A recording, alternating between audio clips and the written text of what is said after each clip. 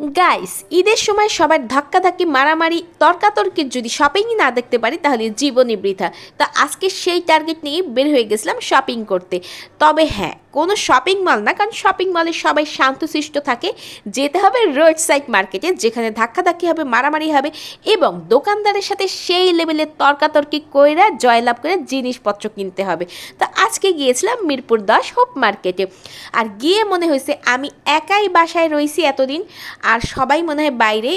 বাপরে বাপ, আমার তো তখনই স্বাদ মিটে গেছে যে আমি কোন দুনিয়ায় এসে পড়লাম। এত পরিমাণ ভিড় ছিল। প্রথমে জুতাওয়ালার সাথে আমি তর্কাতর্কি করিয়া ফার্স্ট হইয়া 2 জোড়া জুতা কিনিয়া ফেলেছি।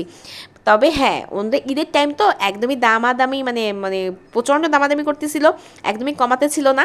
তারপরে গেলাম জামার দোকানে, সেখানে ভাই আমি কোনোভাবে জয়লাভ করতে পারি নাই, তারাই জয়লাভ করছে। আমার কাছে মনে হয়েছে এত পরিমাণ দাম নিছে, এত রোড সাইড মার্কেট, এত দাম হবে আমি একদমই বুঝতে পারি নাই।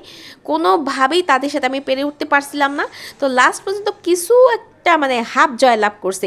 আর রাস্তায় বের হইলে যে পরিমাণ ভিড় ছিল, মনে করো মানে আমার খাবো কি তার থেকে আমার পিপাসা বেশি পাইতেছিল, যে পানি জাতীয় এরকম মানে ড্রিঙ্কস টাইপের মনে হয় আমার বেশি ভালো লাগছে।